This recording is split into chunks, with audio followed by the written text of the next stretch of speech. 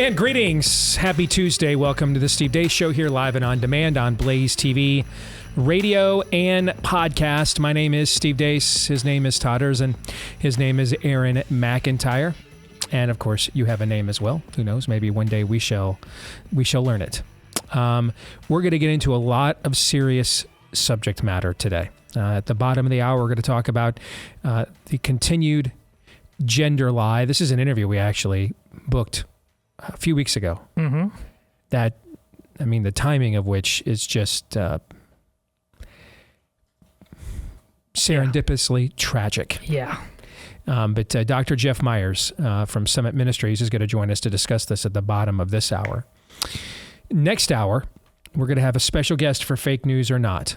Our new friend, Dr. Naomi Wolf, is going to be joining us because now her website over at Clout and Steve Bannon's War Room, they have been collaborating on going over the actual Pfizer files and documents for the better part of almost a year now, it seems like. And they have just published, it is published now, right? The ebook is published now, yes. I believe. Yes. They just published the ebook of their complete studying of the extensive Pfizer documentation on the COVID, not a vaccine, but a toxic poison poke. And for Fake News or Not, we're going to find out from her what's really in there. And how does that jive with what we have been told over the last couple of years? This whole show brought to you by Chivalrous of the Damned. It is. So we will try to end with some good news at the bottom of hour 2 for Pop Culture Tuesday.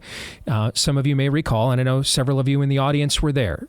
We did our first sneak peek for Nefarious in suburban Detroit a few weeks ago. And you're going to get a chance now to see the very first reactions to the movie. This is still the largest crowd that would have seen the movie. That'll change probably here in the next week. We'll have a red carpet premiere in Dallas on Tuesday, and there will definitely be more people at that than we had in suburban Detroit, which was 200. So we had a great crowd for that, but we'll have more people for that. It looks like we're going to do a couple of other special events. I'm actually doing a sneak peek, kind of a church outreach for my home church this Thursday. Thinking we're probably going to have more than 200 for that. We're also going to do a red carpet premiere here in Des Moines for a lot of the local friends and family members that helped all of us get to this point. We'll have probably around 200 for that. And then we just yesterday finalized arrangements. We're going to do a special premiere in my old hometown of Grand Rapids, Michigan. So my buddy Justin Barclay over at the Great Wood AM, that's the big talker there in GR, he'll be giving you details on that. We'll be doing that actually on opening night itself, April the 14th. But still the largest audience up until this point that has seen the movie. Actually, no, I take it back. We're going to have a few thousand pastors watching this virtually with us on Tuesday, so tonight and Thursday of this week, pastors around the country. So, yeah, this thing's actually going to lose its title of the largest crowd to have seen this movie in here in about 7 hours, actually. But you're going to get a chance to see people's live, real-time reactions. We'll also have a chance to talk to a local pastor in that area, because I know I get a lot of questions from pastors in the audience, people that want to convince their pastor to support the film in the audience. So we'll just let you hear from a pastor who saw the film for himself in real time, and him and I will have a conversation about it. So you'll get to see both of those videos for Pop Culture Tuesday coming up later in the program. Also want to say I've heard from so many of you that have been contacting theaters around the country after the SOS we put out yesterday, and I just can't thank you guys enough, man. We don't have the biggest audience in this industry. We certainly have among the most devoted. I mean, when we ask for you guys' help, man, you guys do the full Braveheart. I'm beyond humbled, and I just want to say thank you very much. Every call you made, even the ones where they gave you the runaround, it made a difference, I promise. How big of a difference? I don't know. I've got as much experience making a movie and bringing it to market as all of you within the sound of my voice too. Okay? And if my directors are listening, they've done this one more time than me, so they've got a little more experience. Okay? But I have no idea. I know it makes a difference. I don't know how much. And it might be as simple as that there's not much more they can do opening week, but if we do well enough And then they remember the response that people like you gave them and said, yeah, let's go ahead and add that now for the second week, now that it's kind of established itself a little bit. So thank you very much to each and every one of you. I know your time is precious. I know you're not looking to add more things to your schedule whatsoever. So the fact that you would take time out of your schedules to do this on behalf of our film, which almost none of you have seen, is just a tremendous statement of faith in our endeavor. And I just want to say thank you to each and every one of you. And I wanted to make sure I did that before we got into the conversation we're about to have, because it will not be a happy one. It will not be a joyous one, but it will be one that is necessary. Beginning with Aaron's rundown of what happened while we were away. What happened while we were away brought to you by evil. A 28-year-old woman who thought she was a man walked into a private Christian school in Nashville, Tennessee yesterday, loaded with multiple guns. She then proceeded to murder 3 staff members and 3 school children at the preschool through 6th grade private Covenant school before police shot and killed her. This 28-year-old woman named Audrey Hale, again, she thought she was a dude. Nashville Police Chief John Drake provided many more details on the shooting. Our investigations tell us that she was a former student at the school. I don't know what grade she's attended or grades, but we do firmly believe she was a student there. No, we have a manifesto. We have some writings that we're going over that pertain to this day, the actual incident. We have a map drawn out of how this was all going to take place. There's right now a theory of that we may be able to talk about later, but it's not confirmed, and so we'll put that out as soon as we can. Is there any reason to believe that how she identifies has any motive for targeting the school? We can give you that at a later time. There is some theory to that. We're investigating all the leads, and once we know exactly, we'll let you know. So was this a targeted attack? It was. So it's pretty clear what happened here. This was an attack on Christians because they were Christians. The victims of the shooting were 9-year-old Evelyn Deakhouse, 9-year-old Hallie Scruggs, 9-year-old William Kinney, 61-year-old Cynthia Peak, 60-year-old Catherine Coons, and 61-year-old Mike Hill. As they can't help themselves, the left immediately called for gun control, but didn't stop there. USA Today on Twitter wanted to make sure we weren't misgendering the murderer, tweeting yesterday evening, quote, "Police on Monday afternoon said that the shooter was a transgender man. Officials had initially misidentified the gender of the shooter." Newsweek posted this just terrible tweet last night. Drag shows and gender-affirming care for minors were banned in Tennessee this month, while assault weapons remain legal. ABC News attempted to draw a line between the aforementioned law banning meatball surgery in Tennessee and the shooting. And confirmed that Audrey Hale was identified herself as a transgender person. The state of Tennessee earlier this month passed and the governor signed a bill that banned transgender medical care for minors, as well as a law that prohibited adult entertainment, including male and female impersonators, after a series of drag shows. Meanwhile, at the White House, Joe Biden was more concerned about ice cream. My name is Joe Biden. I'm Dr. Joe Biden's husband. And I ate Jenny's ice cream, chocolate chip. I came down because I heard there was chocolate chip ice cream. By the way, I have a whole refrigerator full upstairs. It may be simply cosmic that this tragedy carried out by a mentally ill and perhaps demonically possessed woman came on the same day that this survey from the Wall Street Journal dropped, showing which values are most important to Americans over the last 20-plus years. Patriotism is a value 70% of Americans said was very important to them in 1998, 61% in 2019, and just 38% in 2023.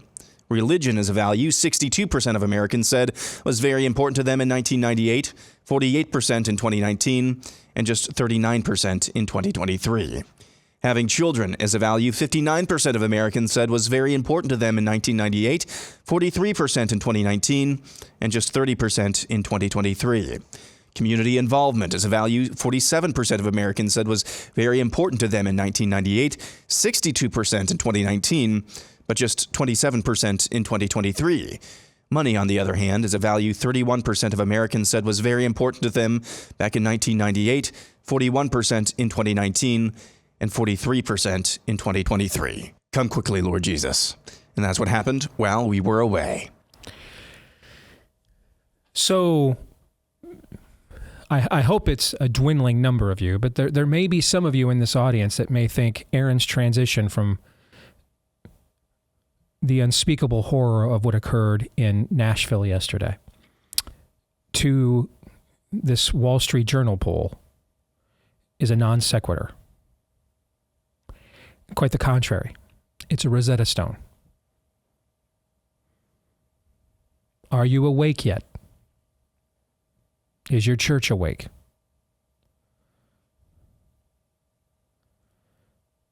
For by the prickling of my thumbs, something wicked this way comes.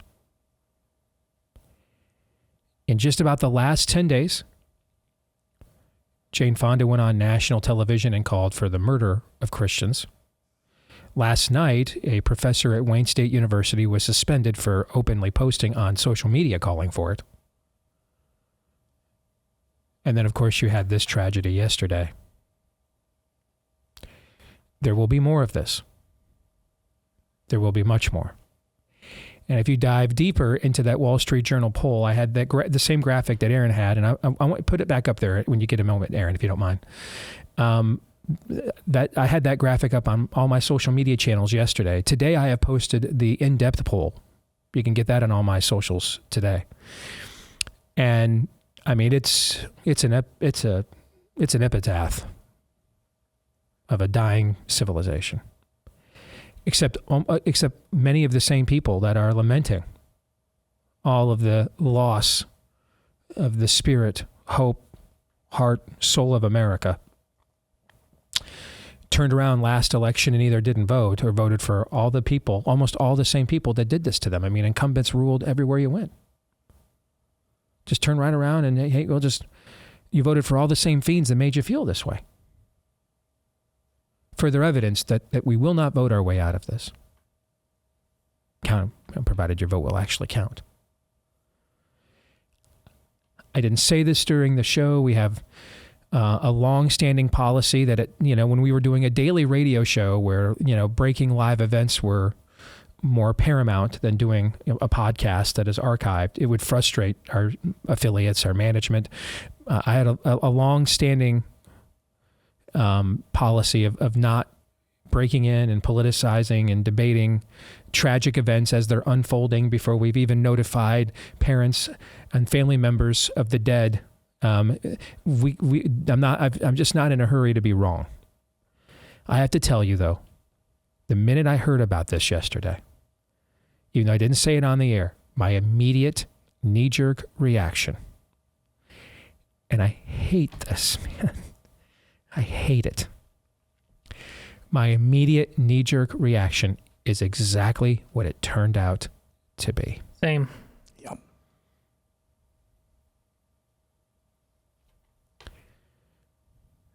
Those families and parents, it is not a coincidence. This demonically possessed fiend could have done this at any point in time of the year. It's not like the weather's all that hospitable for long periods of time in Nashville, Tennessee. Why demonically inspired now?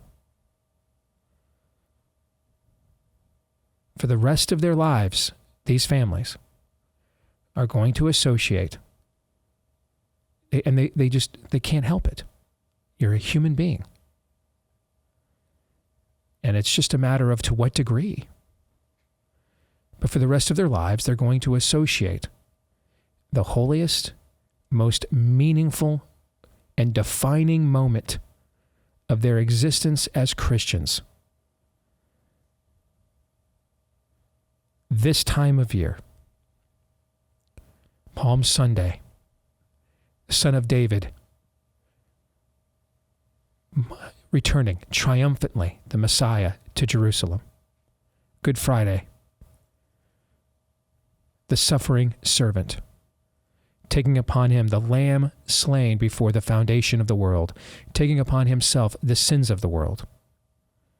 And then Easter, or Resurrection Sunday, rising physically from the grave after death and descent into hell to conquer the last enemy, death. And yet, for the rest of their lives, a part of them, a part of that joy has been ripped apart because it will forever be associated with this tragedy.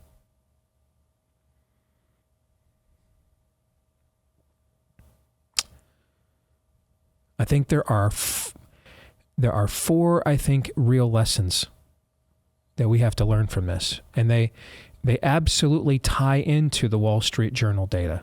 They absolutely do.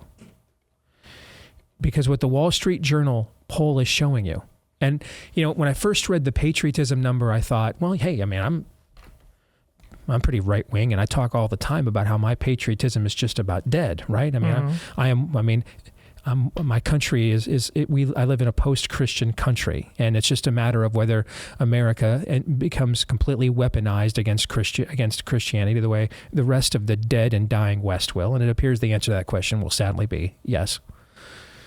I'm not interested in, I don't get misty-eyed for a woke military presenting the colors. I'm not, rainbow jihaded soldiers that I know will fire on me if the government asks them to. I'm sorry, that doesn't cause my heart to flutter. The exact opposite, actually. So I thought maybe that's some nuance, right? Mm-hmm. No, because here's the chart again. Look at it again. Look at the trajectory of patriotism and religion, and it's not a coincidence. It's the exact same trajectory. This isn't people like me, and some of you in this audience may even share some of my malaise when it comes to your previous patriotism bordering on jingoism. But look at the trajectory. They're the exact same. Why? Because what these two things quantify, the fact that patriotism and religion have declined at virtually the same rate over the last 20 plus 25 years, what it shows you is that this is a country turning against God. Because the country's foundational creed is that rights come from God and not government.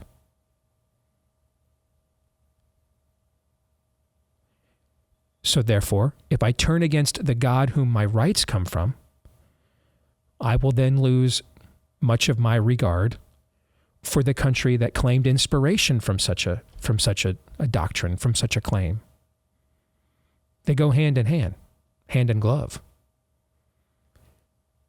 The only thing that we care about more than we used to is money.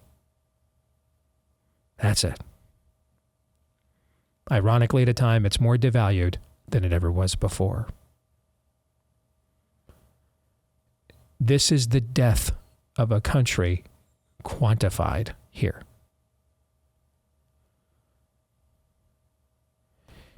You're way beyond. We're beyond, this is the most important election territory here. Way beyond. We're past that point. We are rapidly approaching a point of no return. And I'm on purpose using a very measured tone of voice when I communicate this because I don't want to be taken out of context that I am happy about this or I told you so. I feel like I'm presiding over a funeral. I'm giving a eulogy. The patient isn't dead yet. It's just in a hospice. We all know how this ends. Barring a miracle, you don't come out of the hospice. And barring a miracle, neither will we. So you can come and visit this patient known as America, and you can talk to him or her sometimes, and they're up and they're alert, and they have good days and bad days, and some days it looks like the pain and the disease is under control, and they're alert and reminiscing, and you're talking about the good times and remembering things, and maybe even you can go for a walk and have physical activity and hug, and then there are days where the pain and the disease is too much, and you just stand there and sit there with them as they quietly suffer. Today's one of those days. But in the end, whether it's a good day or one of those days, we all know the days are numbered, and we know how this will end, barring a miracle.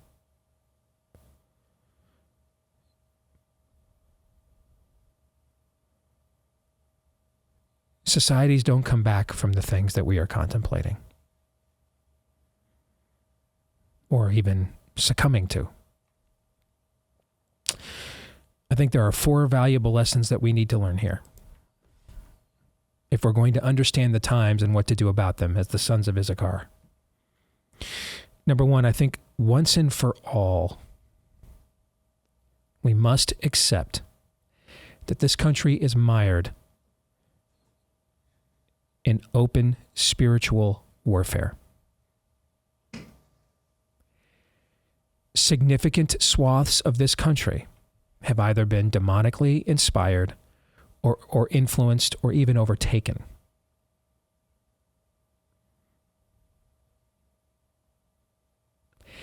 You're not safe anywhere from it. There is no suburb you will move to escape it. No exurb.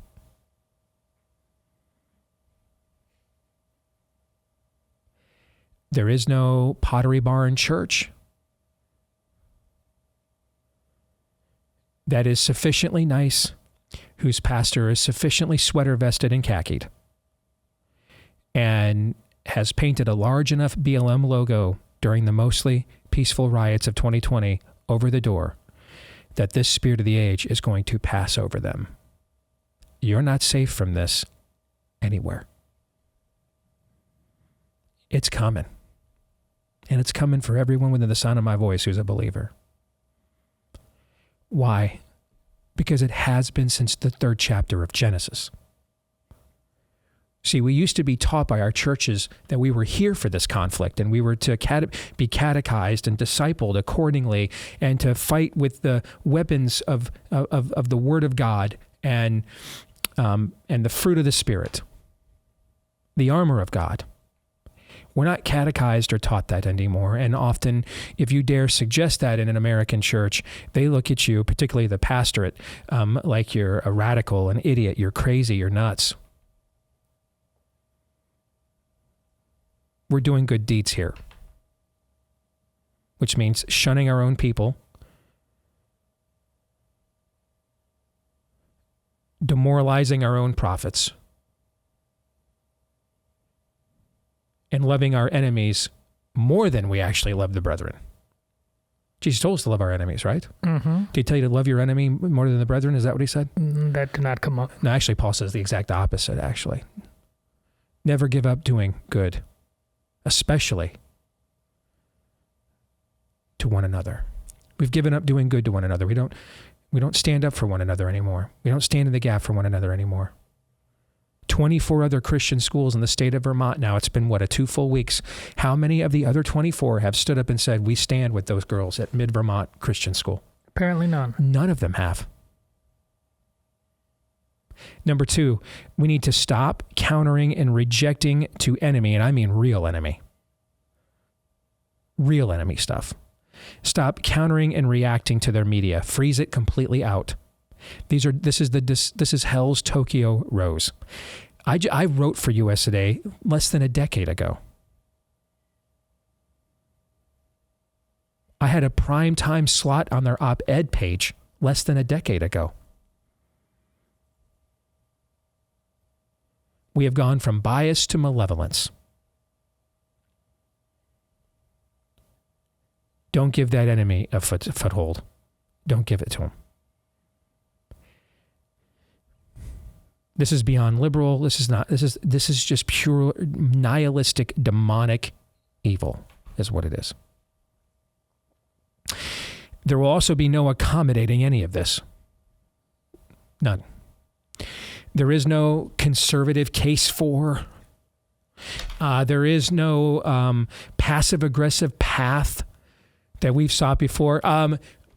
Be as nuts as you want. Cut your balls off, have them reattached, cut them off again, have them reattached, cut them off again. Just leave the kids alone and let the girls have their sport. No. Nope.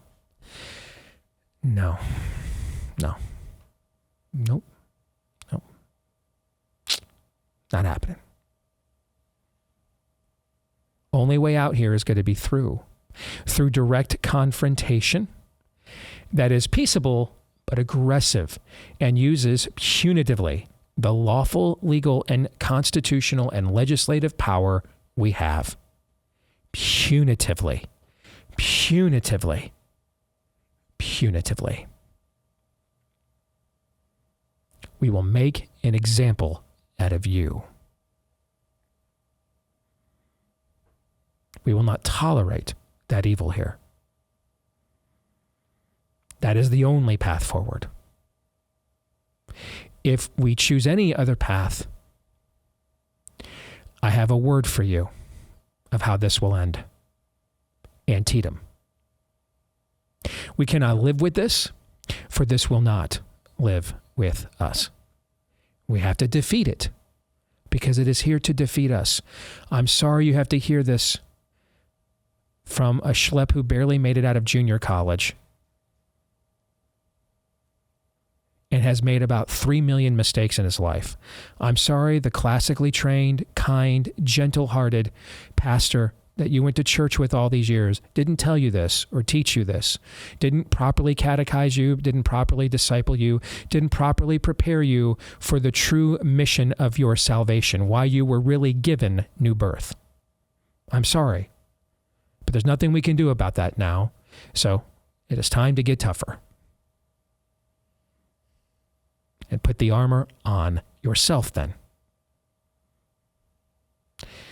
Number 4, revival or bust.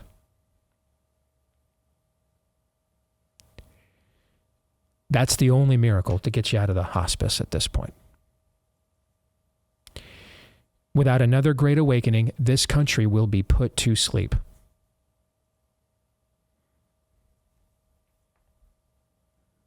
That's the only miracle that gets us out of the hospice at this point.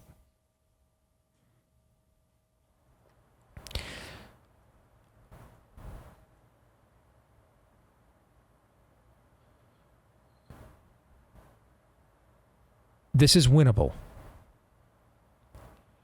but in no way, shape, or form with how we have tried to fight it in the past. A political party who hates us, churches that are nicer than God, barely being involved in what is going on locally in my community, not even knowing the name of my kids' teachers, let alone going to a school board meeting. All the stuff we tried before. Sit home, watch Fox News all day. Do nothing else. None of this, I promise you, none of that will win. None of that will win. And that put us in the hospice. That put us in the hospice. We went to the hospital, man. They gave us a tracheotomy and an iron lung. We're going to keep smoking. Just keep. Okay. Well, now, dude, you're in the hospice, with stage 666 cancer. So, here we are.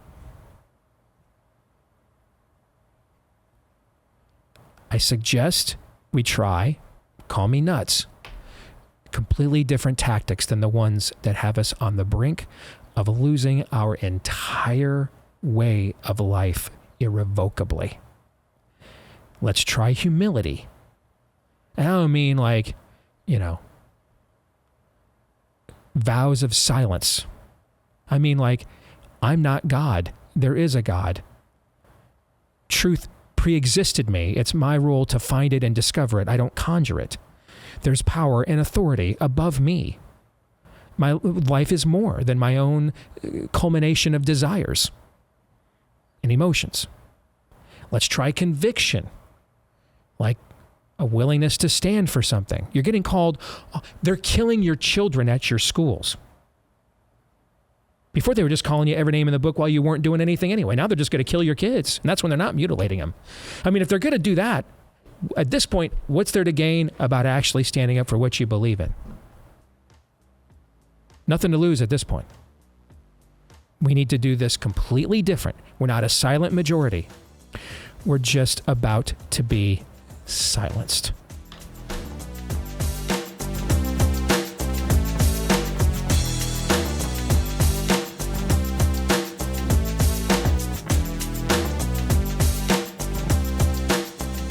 So a few weeks ago, I told you about our new partner, MD Hearing Aid, and that I had let my stepdad, Jim, I had given him the sample of the product that they let me try. And he has had rave reviews about how well MD Hearing Aid works. And now they've cut their price in half Despite all the inflation craziness, MD Hearing Aid just made their Neo-rechargeable digital hearing aids only $149.99 each. That's right, just $149.99 each, $300. That's it for a pair of these outstanding hearing aids. Plus, they are rechargeable with battery life that lasts up to 30 hours.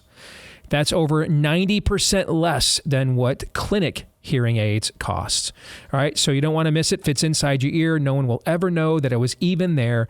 If you want to try MD Hearing's smallest hearing aid yet, go to mdhearing.com, mdhearing.com, and use the promo code Steve to get their new buy one, get one for $149.99 each offer when you buy a pair. Plus, they add in a free extra charging case as well for a $100 value just for our listeners here on the Steve Deace Show. mdhearingaid.com. Use the promo code Steve and get their new buy one, get one for $149.99 each when you buy a pair at mdhearingaid.com, promo code Steve. All right, coming up next hour, Dr. Naomi Wolf's going to join us. She is out now with the full ebook on the revelations within the Pfizer documentation that she was, along with an intrepid group of researchers, able to uncover over the past year. We'll also give you a chance to see the first reactions to the first sneak peek we did of my upcoming movie Nefarious, hitting theaters nationwide on April the 14th. But let us welcome back to the show Dr. Jeff Meyers, president over at Summit Ministries. He is the co-author of the new book, and man, you want to talk about serendipitously tragic timing, because we scheduled this well in advance of the events of the horrific events of yesterday. The name of the book: Exposing the Gender Lie: How to Protect Children and Teens from the Transgender Industry's False Ideology. And it's good to have Dr. Meyers back with us. Jeff, how are you today, brother? I'm good, Steve. Thank you. Heartbroken, but doing very well. And congratulations on the movie coming out. I read the book back when you sent it to me last year. And man, again, perfect timing. Well, I appreciate that. Thank you. That's very kind. And I need to get you a screener of the movie so that I'd love to get your reaction to it. So okay. Ask me, have your people talk to my people after this is over, and I'll make that happen. Okay. Okay. I don't even know where to begin. In the light of what happened yesterday, let's start here. Major media all over the country refusing to acknowledge the identity or the motivations of the killer here, whether it's the Washington Post, New York Times, even the Wall Street Journal, et al. Why? Well, Voltaire said in a different context long, long ago, if you can get people to believe absurdities, you can get them to commit atrocities. Mm-hmm. And there is an absurdity that is part of the transgender ideology and industry that confuses people to the point where the media doesn't even know how to report this. So the person who was the killer yesterday very clearly was transgender identified. And initially they said, well, it's a transgender woman. Well, but transgender woman means someone who was born a male who now identifies as a woman. So was it a female or was it a male? So some of the reports changed. The headlines all changed very quickly. Well, it's transgender man. Well, then nobody knows what that means because that's a female who identifies as a male. And so by midnight last night, all of the headlines ignored entirely, for the first shooting story in history, the sexuality of the shooter. You note in your book that the number of children in America, or minors, that are receiving gender dysphoria diagnoses has tripled just since 2017. I was talking on the show yesterday about this fake debate over banning TikTok. I mean, listen, I'm going to be 50 this year. I have no interest in it whatsoever. But the idea that this somehow makes our data vulnerable to the shycoms who have all of Silicon Valley, whether it's called Google, Apple, et al., simping for them daily. They already have all your data. All right, they know more about you than you do. If you're going to ban TikTok, I said yesterday, Jeff, then ban it for the reasons that the shycoms have successfully used as a psyop to download all of the and showcase all of this absolute rot gut to our kids, and create this echo chamber where the only way you get the affirmation you're probably not getting from a church, or you're probably not getting from your family, is to get it from the mobs contained within said app. That's the reason you actually ban it. It's being used successfully to psyop your next generation. Your thoughts? This is a social media contagion. I don't think there's any question about that. All of the experts on the issue are saying that if we did not have social media, we would not have the transgender debate that we have at such a high public level. In fact, the only study that's been done on this that I'm aware of showed that 2/3 of the young women who went in for a diagnosis of gender dysphoria also had significant exposure to social media. So on TikTok, the platform that you specifically mentioned, the hashtag trans, at the last time I checked, had 50.2 billion views. Oh my. So what we've got is a social media contagion. The administration is ignoring this. Its allies are ignoring this. But the people who benefit, you always got to ask, who's benefiting from this? Well, the medical industrial complex is benefiting substantially, standing to earn tens of billions of dollars in profits by peddling off-label, non-FDA approved puberty blocking and cross-sex hormone drugs and surgeries to minors. This is what states are trying to deal with at the present time. Not, the whole thing about drag shows and all of that is a distraction. But this is the real issue, that children are quite literally in this nation under attack. It's not true in other Western nations. Other Western nations, even the ones that pioneered transgender medicine, have now backed away from it entirely and are recommending therapy because they recognize that childhood trauma is the core issue, as well as comorbidities such as anxiety and depression, not gender identity. This same pattern, though, Jeff, I saw during COVID when I was on the front lines of that battle, that the best and most reliable data I could get about the efficacy of for anything from lockdowns to social distancing to then masks and then the jab came from outside this country. That other countries around the West were far more honest about the truth of whether these remedies or social experiments were working or not to this very day. And the only conclusion I could come to as to why that is was twofold. Number one, in many of these other Western neo-socialist or fully socialist democracies that have been secularized, and the church is really a non-entity. 2% of France is evangelical. Many of the old Catholic cathedrals are mosques or strip malls now, and so they have the hegemony they want. The spirit of the age has control in the culture that it wants. So no point destroying its own culture for a lie. So we'll tell the truth about whether this stuff is actually working. And I see the same pattern of what you're talking about. All right, so we originally fall for the canard. We see this the juice isn't worth the squeeze. We don't need to use a crisis and not let it go to waste to get power that we want to achieve. So let's just back away from a point of diminishing returns and get back to reality. This country, the spirit of the age, doesn't yet, although it's getting close, have the hegemony that it wants. And so therefore it needs to, the deception and distortion at a cosmic level has to occur in order for it to get that final ring and esteem of power. Not to mention, we are the West, and we have been for the better part of a century. We held the West together post World War I. We saved the West in World War II. We saved the West from the Iron Curtain in the Cold War. And so everybody around the world knows if the U.S. falls prey to this, then the West is dead. And I think those two reasons, I came to the conclusion that's why there was so many lies and deceptions in this country about COVID compared to the rest of the Western Hemisphere. And I hear the same thing in echoes of what you just described going on with this gender madness. Well, as you're pointing out, there's an industry component to this, and there's also an ideology component. If you can get little boys and girls to look at one another and say there is no difference, then you can convince them of anything. They become the perfect targets for propaganda of any sort. But the industry aspect is also huge. Let's not forget, and I'm not by nature a cynic, the healthcare industry spends $750 million a year lobbying at the federal government level. That's more than $1.5 million per member of Congress that they spend. And so they have a high motivation to do whatever allows them to gain profit, even if it means politicizing science. And that would be true in the areas that you've mentioned, but it's absolutely true. And my co-author and I point this out in our new book, Exposing the Gender Lie. It is absolutely true when it comes to transgender medicine. I want to go back, Jeff, to the role social media plays and how much it is really the Rosetta Stone of these kinds of conversations. In the past, if I was 13, 14, 15 years old, we're in the locker room after PE, after practice, and we're naked, we're showering.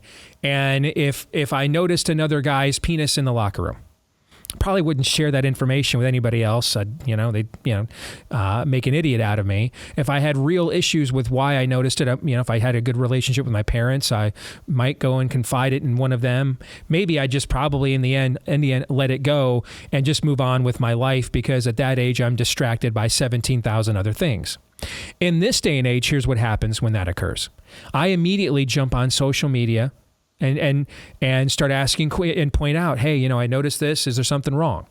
15,000 other people jump on social media with me, especially when they see certain hashtags like what you mentioned and said, no, you're gay. No, you're trans. Well, if I push back and say I'm not gay or trans, all those exact same people push back. What are you, a bigot? Are you a homophobe? I don't want to be one of those. So then that must be what I am.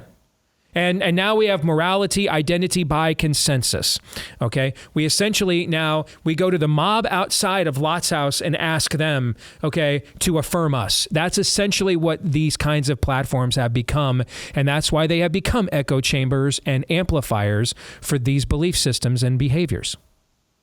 And there's an underlying perspective that is a lie, but is widely shared, that gender falls along a spectrum, that you have extreme masculinity at one end, extreme femininity at the other. So if you're a boy who enjoys things that you notice a lot of girls enjoy, well, then maybe you're actually born in the wrong body, and vice versa for girls and boys. The truth is, biologically as well as theologically, that there are two spectra. There are male, and there's male, and then there's female. So you might have extremely masculine males. You might have not so masculine males, and likewise with females. If you get rid of that idea, which is biological, there's 6,500 catalog differences between males and females, not just secondary sex characteristics. If you get rid of that and you say that there's only a spectrum, then there's always a debate. Well, how do you know where you fall? Well, it's all up to your opinion. And it's very how ambiguous. You feel about yourself. Yeah, it's very ambiguous. There's no way to have any certainty about it, nor is there any way for a parent to say to their child, look, you were made by God in this particular way, and that's good, and that is valuable, and we want to help you become the very best young woman or young man that you can be. I think it was Calvin who said something to the effect that ambiguity is the native tongue of the heretic. All right. So we could apply this more broadly here. When you're dealing with the sort of darkness and nihilism we're talking about, ambiguity is its natural habitat, Jeff. I mean, it thrives like cockroaches in dark crevices. It thrives in areas of ambiguity where everything's a shade and there is no certainty, and everything then comes down to emotion and perspective rather than truth and facts. That appears to be what is happening here, and I think it is flat out demonically inspired. Well, in our book, as I mentioned earlier, Exposing the Gender Lie, my co-author and I point out that there's a postmodern basis to this. This happened in academia 30 years ago. I was exposed to it when I was doing my doctoral work. And this ideology came into the public sphere only relatively recently, into the public's mind. But it's been existing for decades. And the core of it is that reality is not something that can be known by us. We don't use words to accurately understand and describe reality. We use words to make up reality. So people have stopped talking about seeking the truth and started talking about speaking your truth. So confusions like we're seeing with transgenderism are all but inevitable. There's also tips in the book, folks, for how to take this on and defeat it. Read it for yourself. Exposing the Gender Lie, How to Protect Children and Teens from the Transgender Industry's False Ideology. Dr. Jeff Meyers over at Summit Ministries. Good to see you again, Jeff. Thank you very much, and appreciate the book, brother. Hope it does well. Thank you, Steve. Thank you. By the way, just a brief digression. Anybody ever notice that demons often refer to themselves as they, them, and we, us? Yes, I have. Just pro tip. Yeah, pro tip. I throw that in there. Thoughts on the conversation we had with just now with Dr. Meyers? Well, he's right about bringing up Voltaire. Those who will believe in insanity will commit atrocities. Yes. Listen, before COVID came along, once again, I told you, and I just do it not because I'm smart. It's because I have the eyes of faith. Once you believed in this transgender nonsense, you were prepared to believe in anything, and that's the point of why they do it with children. They The devils understand exactly the experiment they're undertaking. That is the point of Steve's book. That is the point of this movie. The fact we talk about coincidence of having Jeff Meyers on right now, the fact that this movie is coming out right now, it is about exactly this. In our desire to have not a single worry in the world, with which the gospel never promises us. In fact, it promises the opposite. We have brought on our total undoing. And again, we've been talking about this for years now. Not because we're smart, but because it's the gospel. At some point, read Steve's column. Don't go to church this Easter. If this does not make sense to you, if this 1 + 1 does not make sense, because that's not your place. You've chosen a different faith. The piece about ambiguity, again, serendipitous timing. Rich Stearns is the president emeritus of World Vision. You guys have heard of that organization. Oh, I saw this today. Good Lord. He has a book out called Lead Like It Matters to God, Values-Driven Leadership in a Success-Driven World. Last night, this is what he tweeted in the midst of everything going on. Yeah, I saw this. Beware of those who are certain that they have the truth, because that certainty is usually weaponized. The Romans, the Pharisees, the Crusaders, the slave traders, the segregationists, the Nazis, Stalin, Mao, ISIS, Al-Qaeda, Putin, Kim Jong-un, fill in the blanks. So beware of Jesus. Sorry, I am the way, the truth, and the life. I'm truth incarnate, Jesus said. Beware I'm sorry, of him. Mr. Stearns. The truth just is. It is. Ambiguity is the damn weapon. Ambiguity is the weapon. That's the weapon that we see everywhere around us right now. We don't know what this is. Ambiguity, as you just mentioned, Steve, and channeling what was it, Calvin, I believe? That is the main reason we are where we are. It's a rejection of truth, which just is. And so something has to fill that void, and that void is being filled by ambiguity everywhere you look. Well, let's get some clarity, shall we? That'd be nice. What did Pfizer know, and when did they know it? Let's find out when we return.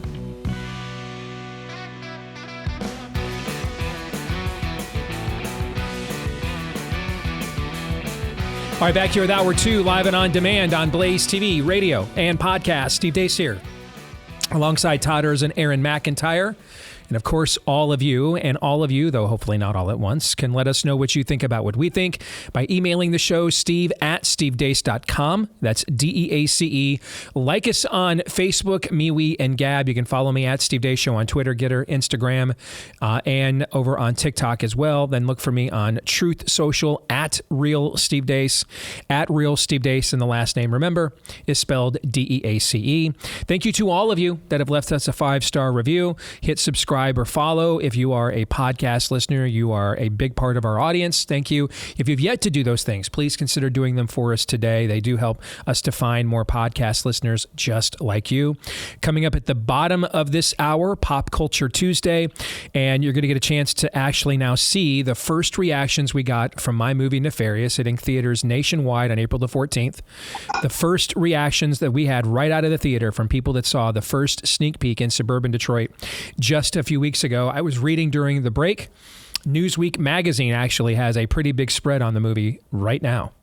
And so I was just reading some of the things that they were saying about the film and others that are in this genre and dealing with the demonic and spiritual warfare. So I was just had a chance to look at some of that during the break. So it was fascinating to see some of that. Maybe we'll discuss it here at the bottom of the hour. But before we do that, a reminder from our friends over at Constitution Wealth. Make sure to check them out, because together they will work with you to create a financial plan based on your values so that your values align with your finances. You don't have to any longer put your investments and your values at odds. They can teach you how to put both of those things to work for good for the kingdom at investwithcw.com/Steve. CW for Constitution Wealth. Investwithcw.com/Steve. Releasing on Friday, a very important, momentous work that a lot of people have put a lot of work into, spearheaded by two individuals and their respective associates, Steve Bannon over at the War Room, and then a friend of the show who's back here with us again, Dr. Naomi Wolf. The Pfizer Documents Analysis reports, what did Pfizer know and the government know? And when did they know it? You can pre-order it right now. It is releasing on Friday. And to give us a preview and to be our guest here for the segment of the show that we call each week, Fake News or Not, is our good friend, Dr. Naomi Wolf. It is a pleasure to have you back with us, Naomi. How are you? It's great to see you again, Steve. I'm really well. How are you? I am doing very well, although I can sense that by the end of this conversation, my temper may not be as we get into some of the specifics of this. Let's start with something good, shall we? Can you describe the combined effort, both within your own organizations, for Steve over at War Room, yourself, Daily Clout, your followers, people around the country, volunteers, etc., the amount of work that went into unraveling these documents that they tried to, 70 years or something, they were going to say that we couldn't see for, until then. How much of a Herculean task was this to bring this to the average American, Naomi? Well, it was a Herculean task, and I can't take credit for the massive amount of labor. It came together in a really miraculous way. So you're exactly right that there were these tens and tens and tens of thousands of documents being released due to a successful lawsuit by Aaron Siri against the FDA. And the FDA asked the judge to keep these documents secret for 75 more years. And the judge said no, thank God. So they had to be released. But we were looking at a journalistic black hole because they're very technical, and even journalists with the best of intentions would have trouble understanding them.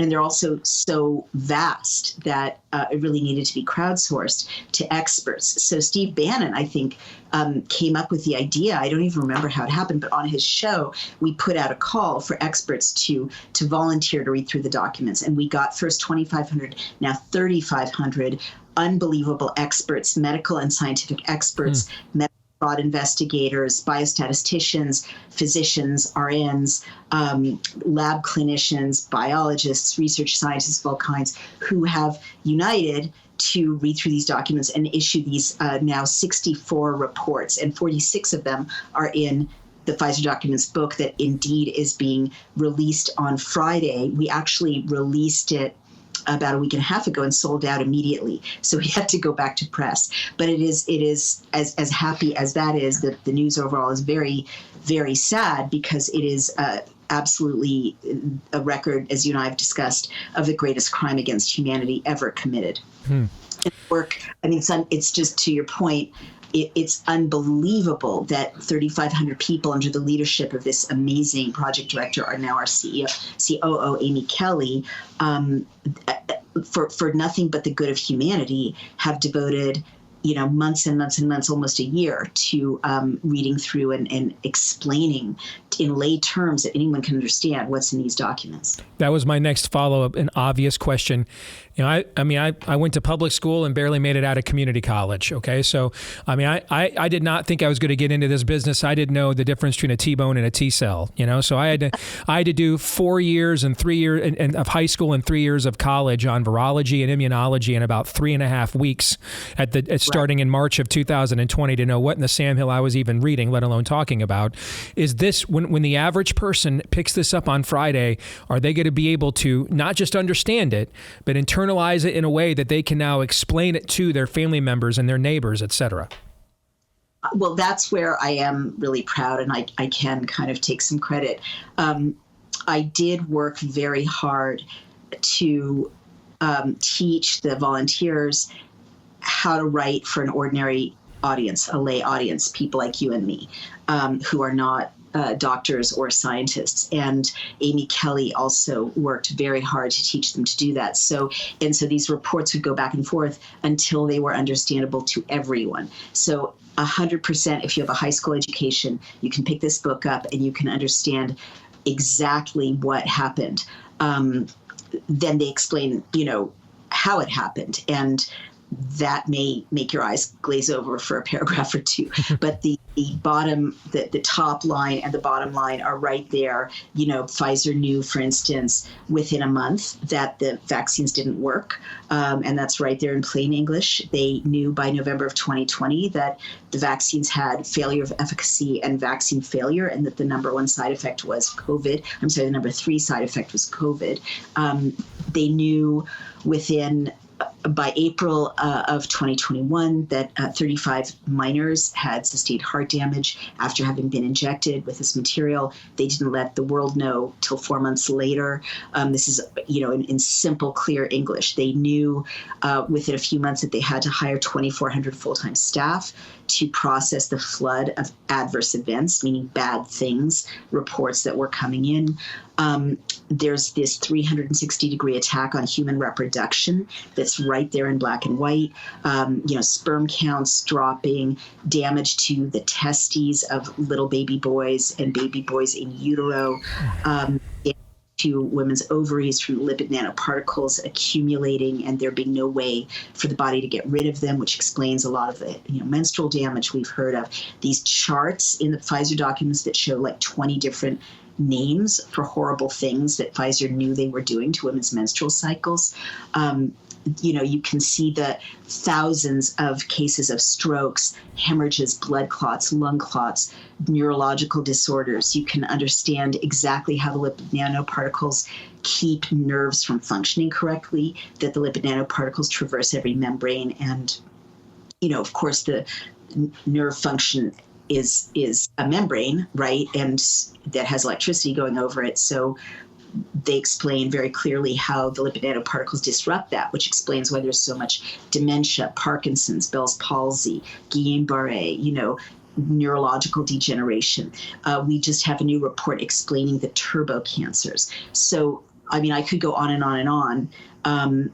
Some of these things are so unbelievable. It's all unbelievable, but it's like Mengele level experimentation on human beings. Like in the Pfizer documents, they knew that the polyethylene glycol, which is a petroleum byproduct, was coating the lipid nanoparticles, which is the little industrial fat that carries the mRNA payload. And of course, this gets into women's breast milk if they're vaccinated. And so Pfizer is like calmly recounting that 4 women who were lactating, who were vaccinated, had blue-green breast milk, and that all these babies are going to seizures, and one baby died. And so it explains the baby die-off that you see around the world. This and other things, the lipid nanoparticles traverse the placenta, right? So women's placentas are compromised. So there's this section of the Pfizer documents where over 80% of the pregnant women have miscarriages or spontaneous abortions. Certainly, it's important to know, and it's right there in black and white, super clear English, shedding. I get asked about this a lot. Is shedding real? Pfizer knew that shedding was real. They defined shedding in the Pfizer documents as skin contact, inhalation, and sexual intercourse with vaccinated men, I'm sorry to say, and specifically at the moment of conception. So they warn vaccinated men not to have intercourse with childbearing age women or to use 2 effective methods of birth control if they do. So they knew that there's something in that, that women are being exposed to the vaccine through body fluids of vaccinated people. And this explains so many mysteries that people have had about, like, why do I feel sick around vaccinated people? Or, why is my cycle changing? Asking me around vaccinated people.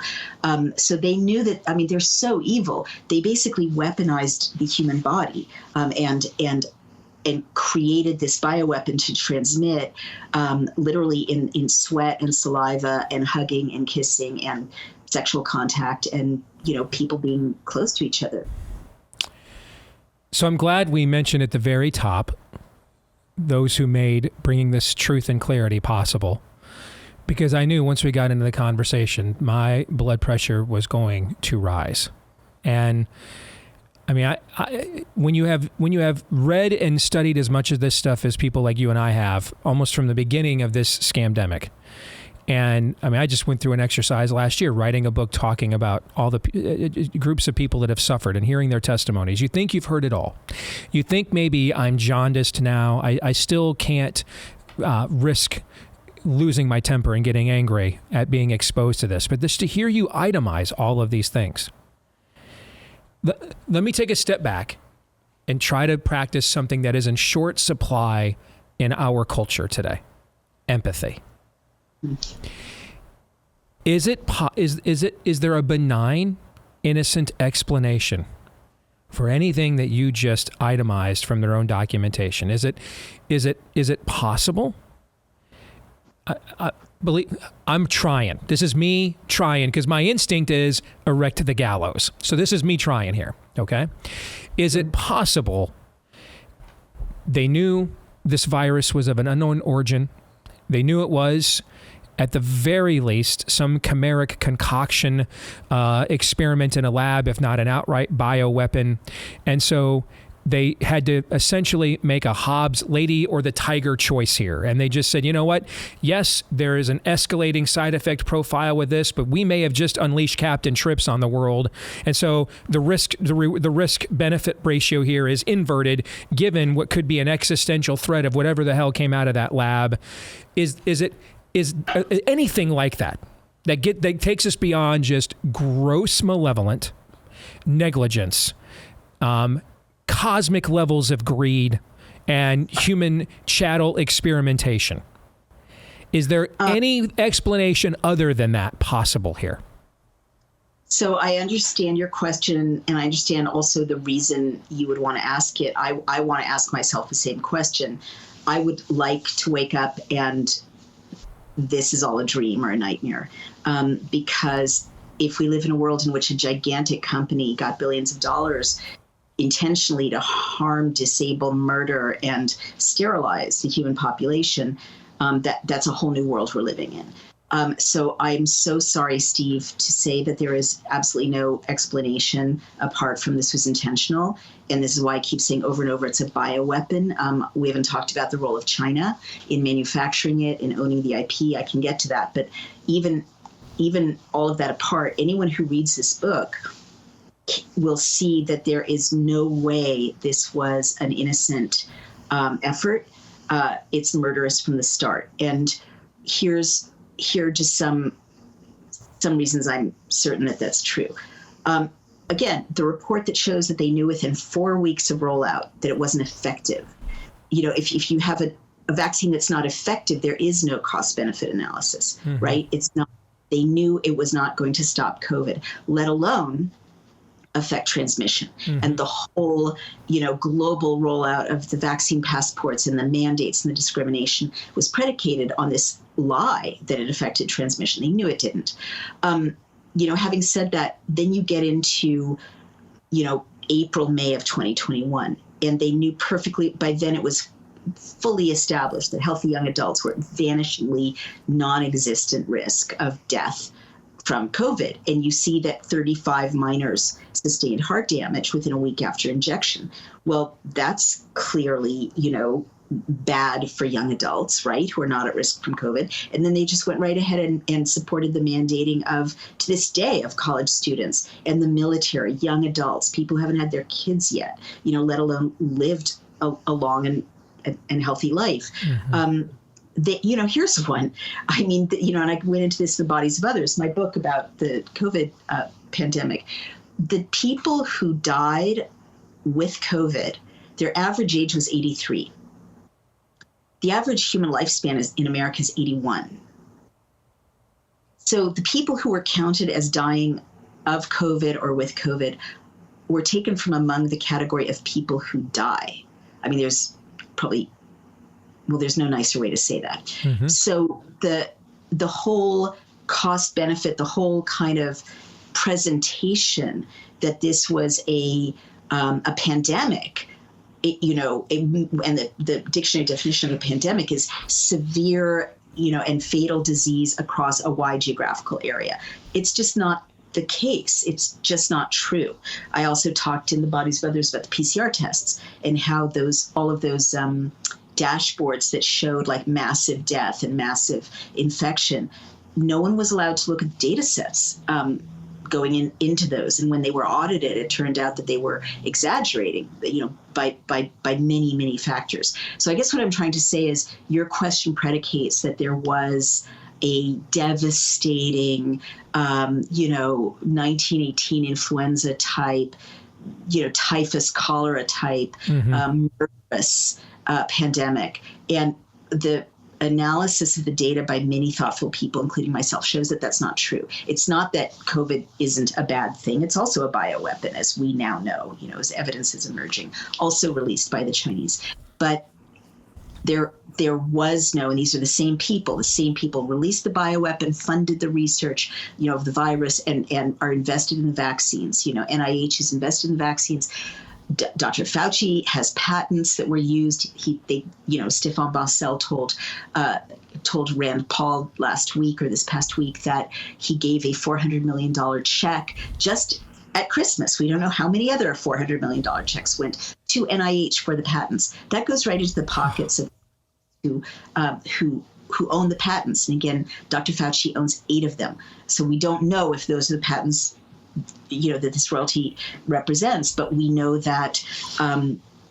Fauci got $1 million check from a random Israeli philanthropy, right? What is that? Who is that? How many shell companies? Like 2 or 3? I'm sure it would be hard to find out who's really behind that $1 million check going to a civil servant's pocket, right? So, and the people who bought up the media, the Bill and Melinda Gates Foundation, are invested in the vaccines. And the people who silenced and smeared and deplatformed people like me, tech companies like Twitter, now seen colluding with the White House and HHS and DHS to ban people like me, and the Great Barrington Declaration and Matt Taibbi and so on. They profit from the vaccines, and Google is invested in the vaccines, and Mark Zuckerberg and the Zuckerberg Foundation is invested in the vaccines. So I guess my big picture answer to you is no, for all of these reasons. But also, even assuming they really believed that there was this murderous thing, and even taking aside, which is hard to do, the fact that within a month they realized this vaccine didn't work to do anything useful to this virus. Once you get into 1,200 plus deaths, which are recorded in the Pfizer documents in the first 3 months of rollout, and you see that you have disabilities at scale, historically, 50 deaths, you stop it, you pull it. Right. It's not even effective. That's a lie. Let alone the numbers of what they did. Oh, here's just one. They knew that the injection caused liver damage. They knew that it bioaccumulated in the liver, as I mentioned. So they went ahead and injected a bunch of people, and they found out that 61 people died of liver damage. Half of the adverse events were within 48 hours. One person who died was a 7-year-old girl, and they put that in a footnote. They inflicted kidney damage on a 2-month-old baby. And by the way, there are babies who show up as experiment subjects in the Pfizer documents. Where are they getting these babies from? It's not legal to inject a baby, with this experimental material. It certainly wasn't at the time that they were doing it. There was no emergency use authorization for babies. So somehow Pfizer, and this is like why I say Mengele level, and I'm Jewish, right? I don't say this. Pfizer is trafficking. They're acquiring tiny babies and injecting them with this experimental material. And the babies in the Pfizer documents are going to seizures and they're dying, or they're sustaining kidney damage, or the children are sustaining, liver damage, or they're dying. Or 7-year-old girl sustained a stroke. A 7-year-old girl sustained a stroke, and it's just so much harm, like you can't even believe it. And not only is there so much harm, but it's like this, again, I keep going back to the reproductive thing. This is a respiratory pathogen, Steve. So you'd think they'd be studying coughing, breathing, nasal infections. They're studying genitals. Mm-hmm. They're studying mammalian genitals. They're identifying 16%, Dr. Chandler's report shows this, of the 72% of the adverse events as being in women as reproductive disorders. Their language. And so they're doing things like mating vaccinated male rats with unvaccinated female rats. And then they sacrifice the rats and they dissect and analyze the cells of their sexual organs, right? They're so focused on disrupting fertility and they know it. They like, as a woman, to see this chart in really scientific language, which is right there in the Pfizer documents, of 20 awful, awful things that happen to your menstrual cycle, rendering you infertile. Whether it's literally, they have scientific names for, you bleed every single day of your life. You have 2 periods a month for the rest of your life, presumably. You don't have any periods. Of course, you won't have any babies if that's the case. You have agonizing cramps and are disabled and can't work or look after your kids. I mean, what's so Nazi-like about it, and you and I have talked about your wonderful book, The Rise of the Fourth Reich, but what's so Nazi-like about it is this detached clinical assessment. Oh, and these are tens of thousands of women. Those 20,000 women have 2 periods a month. Check. Those 15,000 women aren't menstruating at all. Check. And they just kept going, and they didn't stop everything and say, oh my God, we're so sorry. This is horrifically destroying human fertility. It's ruining women's menstrual cycles and menstrual health. We'll stop right now. Nothing like that. And I mean, the things it causes that you would not know, because the American College of Obstetrics and Gynecology, but also like all the professional AMA organizations are bought up by Pfizer and the Bill and Melinda Gates Foundation. People constantly write and say, my loved one has turbo cancer. Can you look? Well, we found the mechanism for the turbo cancers. Or you wouldn't know this. The number 1 side effect is joint pain. No one, the CDC, no one says you have a high risk of joint pain from this injection. I know so many healthy young people who are limping, had knee replacements, shoulder replacements, because the lipid particles degrade the cartilage, right? Of course you're going to have joint pain, and they have no idea, and their doctors have no idea what's going on. Second most common, muscle pain, crippling muscle pain, myalgia. It's understandable. This material is creating an inflammatory context in your whole body. I know healthy adult men in their 50s took great care of themselves, exercise, eat right, agonizing, horrible quality of life from constant muscle pain. They can barely walk. Nobody's telling people this at scale. I mean, things you wouldn't expect, eye problems, diabetes, so much asthma. Well, we know about the blood clots, the lung clots. Our experts have found the mechanism for that. It'll horrify you. The lipid nanoparticles solidify at room temperature. So they're designed to clot in the human body and damage people's hearts as the blood flows through the heart. So I could go on, but no, to answer your question, there is literally no, I would love it if there was some way you could look at this and think these people are just really stupid or really bad scientists. But there is no way you could look at this and not conclude this is a murderous, deliberate attack on the West. And the last piece of evidence I have, in addition to China's involvement, is out of 42,000 adverse events, Steve, 36,000 took place in the United States. The next largest tranche was Western Europe. So, in order of political importance, Britain, Germany, France, Italy, Spain, Greece, and then all the rest of the world, all 50 plus countries combined, where this was rolled out, only 7,000 adverse events. So it's disproportionately designed to target the United States and the West. And that's what China wants to do, is disable, bring to its knees the United States and the West. Incredible. Comes out on Friday. You can pre-order it right now at Amazon and also at dailyclout.io, dailyclout.io if you don't want to give Jeff Bezos your money. Pfizer Documents Analysis reports find out what Pfizer and the FDA tried to conceal. Naomi, thank you. Please, on behalf of our entire show and all of our audience, thank Mr. Bannon and every one of your people that gave their time to really this service to humanity. I don't know how else to put it, really, to bring us this sobering and enraging information. It's good to see you again, though. Thank you very much. You too, Steve. Thank you. And I also just want to thank Mr. Bannon so much. I don't think any of this would have seen the light of day without him.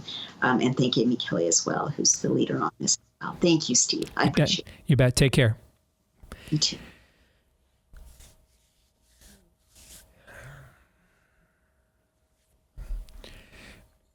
Thoughts?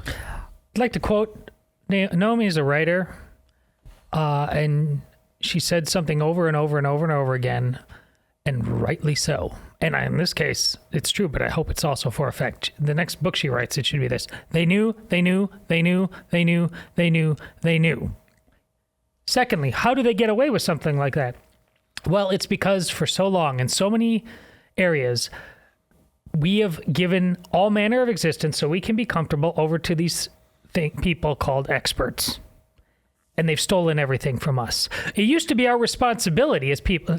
Naomi's not a scientist. Steve Deace, not a scientist. But from the beginning, they just went to work. And that's what you should be doing on all kinds of fronts. You've been told as a parent in so many walks of life, sit over there, parent. We've got this. We're the experts. Stop doing that. It's made you soft and stupid. Let's just pretend for a moment, if you will.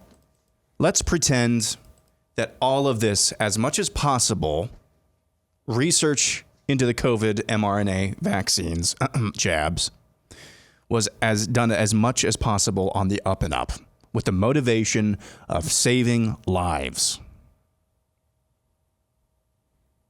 Not for the motivation of a depopulation scheme, whether explicit or just because they're demonically motivated. Not for that motivation, not for the motivation of increasing the share prices for Pfizer and Moderna. But it really, truly was for the purpose of saving lives as much as we possibly could. Who gets to determine? Mm-hmm. Who gets to determine? And how are they making that determination of what the risk-reward ratio is? Of where the line is for the greater good? Is it the same people who's saying, yeah, trans all the kids? Are they the ones that get to make that determination?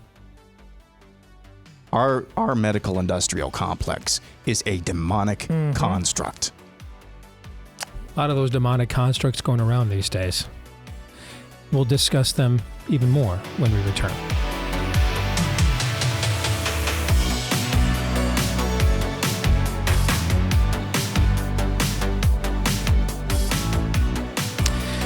I want to share something with you that I just received from a listener to our show who works with Pastor Jack Hibbs out in California, Calvary Chapel Church out there.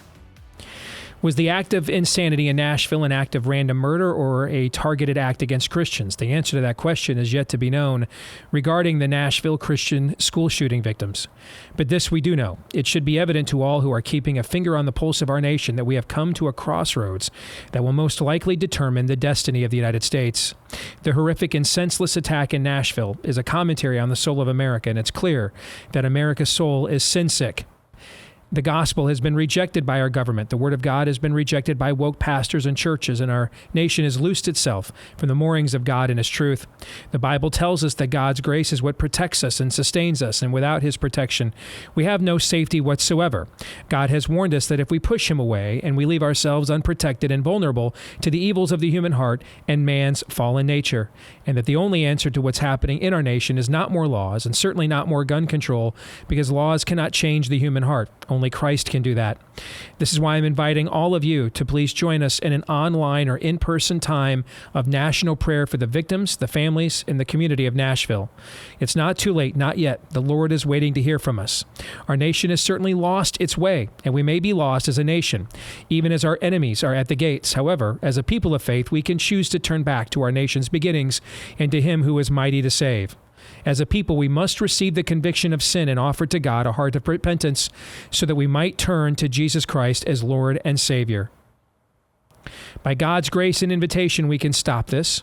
Together, as a people, let us rend our hearts, asking God to forgive us of our sins and pray that God would forgive the grievous sins of our nation.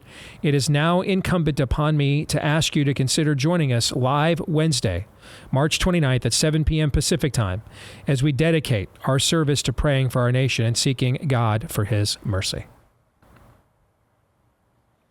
That is from Pastor Jack Hibbs, Calvary Chapel out in California, whom I do not know, but I know a lot of you do. because I hear from you all the time, sending me his material. And from what I have seen, I have been inspired and impressed. And I just thought I'd pass that along. Which brings us to Pop Culture Tuesday. And it was so frustrating all these years waiting to get to make this movie, and the trek and the chore the last couple of years of actually making it. And you can look back now and you can see what is happening in our country right now. And imagine if we would have come out with this movie 2, 3, 4, 5 years ago. Would it seem as relevant as it seems right this minute? No.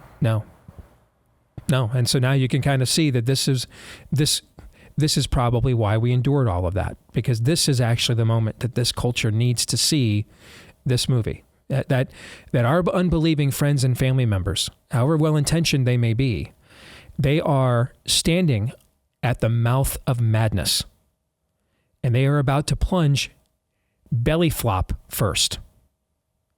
And that splash is going to hit us all. And we get into that level of darkness, there is no coming back. And that it needs to be confronted with the true origins of its worldview, of its belief that it's enlightened when it's really foolish hearts that are darkened, in its belief that it's figured everything out when really the fool says in his heart there is no God. It needs to be confronted with this before we reach a point of no return that we may already be at for all we know. And so that is why we made this movie and made it the way that we did. We did our very first screening in suburban Detroit 3 weeks ago. Here's the reaction. I just saw the movie Nefarious, and I'm telling you, you have to go see this. I have to tell you, seeing you guys here and just the energy, I'm kind of choked up just being around you guys. I cannot wait to sit in this theater this afternoon and get your reactions to what you are about to see. Its moral premise was really deep, and it tackled a lot of hard issues that I feel are uncomfortable. I found it really thought-provoking. It wasn't a movie where it went out of its way to tidily wrap up and give you answers to things. It's a movie that makes you want to think more about the question itself. So I would encourage people to go see that if you're willing to look inside a little bit. I feel like it does a good job of making you challenge your own beliefs, and you kind of put yourself in the shoes of the characters in the film. Throughout the movie, I kept thinking to myself, what a harsh reality this is on what's going on in the world. And it's just, everybody needs to see this movie. I would recommend this movie to all my friends. It was well done, it wasn't cheesy. And so when I go to invite my friends who would never go to a movie like this, they'll definitely come. The acting was superb, and it really had you believe in the story, and it had you gripped. I recommend you should go see it. Definitely will make you question some things. It'll definitely make you think about things differently. I didn't know what to expect seeing this film, but it really invokes thought regardless of what you believe, and I highly recommend this film. I believe this is an Oscar-worthy performance by Sean Patrick Flannery, and you definitely have to take everyone you know to come see this. It grabs you right from the very beginning, and you feel glued to your seat. There's going to be moments where you're going to feel like, I want to get up. I dare you to stay to the end. Nefarious is fantastically uncomfortable. Go see the movie. I really think everybody needs to see this movie because of what we have lived through the past few years. Everybody kind of knows there's something going on in the world and that something is just wrong, but they don't quite know what. This movie is going to explain it for you. The whole possession side of it is done really, really well, like nothing you've seen before.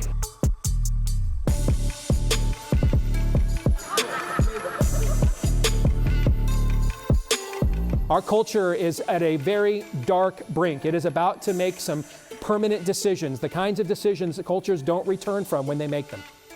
And so we are trying to reach them in a way that they are accustomed to being communicated through. When your culture is in a position where you can present it things that are objectively true and it doesn't want to hear them, it doesn't want to react to them, you are at the brink. And so the young people especially, this is for you.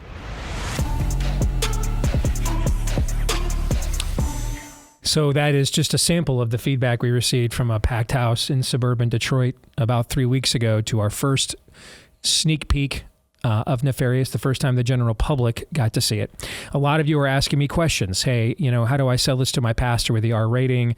Some of the, the way that you guys are marketing the film, or you're a pastor wondering, hey, how do I even sell this to my own people? Had a chance to talk to one of the pastors at the screening afterwards. Here's that conversation. My name is Pete Dresser. I'm pastor of Metro Detroit Christian Church in West Bloomfield here in Southeast Michigan, and I just watched the movie Nefarious. Fantastic, brilliant film. Steve, thank you so much for this movie. It is a needed film today. I have a question though, as a pastor, that other pastors might have. It's an R-rated movie, some pretty intense scenes in there. Is this a movie I should invite my congregation and maybe youth groups to? What's your take on that? We actually had one of the major theater chains told us that they thought the movie was Fight Club for youth groups, meaning that they thought it was subversive, the way that Fight Club was 30 years ago, without all the profanity and everything else that that movie had. But it did deal, honestly, albeit crudely, with real themes of fading masculinity in American culture. And that this film, in a similar way, deals with the church's fading away from the fight, kind of the church's fading masculinity, if you will, as a metaphor. And that the young people who would sense that something's not right and the church should be more active and in the fight, they would connect with that. Now, of course, when you get an R rating, the concern now is the youth group parents are going to say, oh, we absolutely can't have our kids go. You've seen the movie. There's in comparison to what typically gets rated R, there's no way this is a rated R film. And it's very clear that the MPAA rated the movie R in the hopes that the youth group families would not let their kids come to see the movie and get fired up and get inspired to get into the fight. It is an intense film. There's no question. It doesn't pull any punches, but it's not a rated R movie in any way, shape, or form. That's really good to hear. As a pastor, I think this film is really needed. I think we need to understand the nature of evil. And I think the church needs to step up to the plate and understand the nature of demonization. We're dealing with it. It's scriptural. It is, Jesus comes on the scene and a third of his ministry is dealing with demons in people's lives. So I really appreciate it, how you're bringing that to the light with your film. And it's a challenge to the church right now. Well, talk to me about what you see how the church is dealing with the nature of evil today in today's culture. There's the whole film is to provoke you, both to provoke the unbeliever and then also to provoke the believer. And there's a key line that is aimed right at the church early in the movie, and it is when Edward says, "I didn't know this was a fight." And Nefarious says, "That's why you're losing." Okay. I come from the political world, and when I first got into this, it was very common for me to do interviews on CNN or MSNBC. I had the New York Times sent a features writer to my home for nearly a week to do a profile on me. Now, of course, my political values are different than all these outlets, but we could still actually talk to each other, treat each other humanely and fairly. That's all changed in just the last decade. And what I notice in the political world, Pastor, is that it used to be I could see why someone had certain beliefs different than me on certain issues, that they maybe just think that this is a better way to treat the human condition politically than I do, or it's a different way. We are doing things now, though, that no one benefits from. There is no benefit to the eradication of gender, for example. There is no benefit to it. And when we start dealing with issues in the political realm, or the natural, as you would probably put it, when things seep over into the natural that don't seem to benefit anybody, we have to start asking ourselves a simple question: who's behind that? Who's pushing that? And it's very clear that these aren't things that human beings, even in our sinful state, we still are the imago Dei. In our right mind, we would not knowingly say, as a society, we should have drag queen story time hour at a library. Whether we go to church, we know who Jesus is or not. In our right mind, in the imago Dei, we would not say that's a good idea. So why are we saying that's a good idea right now? These things aren't political. What's going on in our culture right now, I have no other conclusion other than it's demonic. I recently had a meeting at my church where we've been now inviting people to our church to hear testimonies from some of our young adults. And in this last meeting, some of our young adults were saying that the ideology that is currently being perpetuated in our culture, they began receiving that ideology as children and young adults before they were ever taught it, Grooming. before they were in school. And so there was actually demonic presence grooming them with things about gender fluidity and all sorts of views on racism and all of these things that are now part of the progressive movement. Is being demonically put into a generation. And I think we have a unique opportunity right now. I think of the last few years, and there are people that I just have a host of disagreements with, like Russell Brand, Bill Maher. And yet, they are noticing some of the same ominous trend lines in the culture that people like you and I are noticing as well. There is a unique opportunity, I think, right now to strike when it comes to telling the truth. But the problem we have culturally is there's almost no place left where real persuasion can happen. We think the one place left in Western culture where real persuasion can happen in the public square is storytelling. And it makes sense, right? When the Lord came, most of his teachings were parables or stories. When we are converted, and then our own story, our own testimony, that's our story. We get the Bible, that's the greatest story ever told. And so this is an opportunity for now, especially because the other side, look at a lot of the movies. We're sitting here in a beautiful theater, but a lot of these movies, they used to tell really good stories and then seep their worldview in. Now they're doing it very heavy-handed, very ham-fisted, and it's ruining their storytelling. We can now be the ones that say, you know what, we're going to just tell a really good story, and it just so happens to have our belief system. And so there's a great opening right now if we take advantage of it. I just don't know how long that opening will be available, though. It's imperative that the church wake up, see the battle, see the nature of evil, but also see the nature of what God wants to do in people's lives by his power. So let's close out. Let me ask you a question. What would you say to your parents about, hey, we're going to go April 14th when this movie comes out, we're taking the youth group, and when I say youth group, we're talking like high school age kids, obviously. We're going to take the high school kids to see this movie, even though it's rated R. Parent comes up to you and says, I don't know, that's a good idea. What would you say to them? I would tell them the nature of the execution scene and encourage them to go and be there to talk about it with their kids afterwards, but absolutely they need to see it. Well, we made this movie so that after people walk out of the theater, pastors like you and congregations like yours can take their unbelieving friends and family members out to ice cream, out to coffee, out to dinner, and we've forced them to confront evil, and now you've got an opportunity now to show them the light. Absolutely. Thank you, brother. Appreciate it. Thank you so much. Thank you.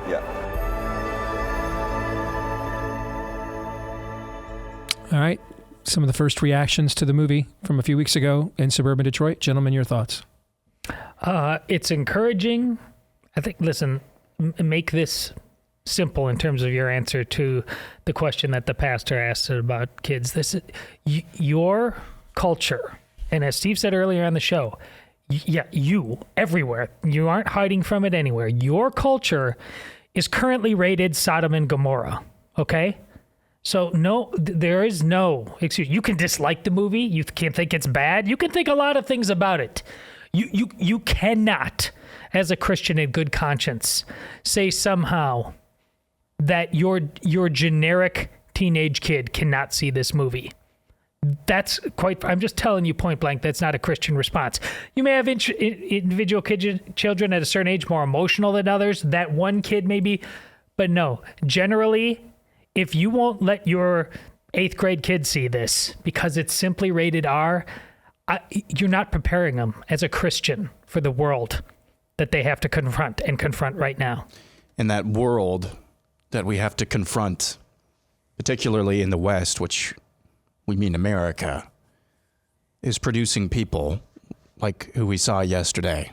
Now, this is the latest in a string of mass shootings by people who claim various stripes of the rainbow jihad flags. The Colorado Springs nightclub shooting back last year, person who claimed to be non-binary. Denver, Colorado charter school shooting a few years ago, transgendered. Maryland office park shooter a few years ago claimed to be transgendered. But this one went after a Christian school. I don't know if you guys have gone on their website. It is a legit Christian school. Like, they believe Jesus is who he says he is. And they preach that. And this person targeted children. if you are not prepared to arm your children with the truth about what they are actually stepping into, turn out the lights. Amen.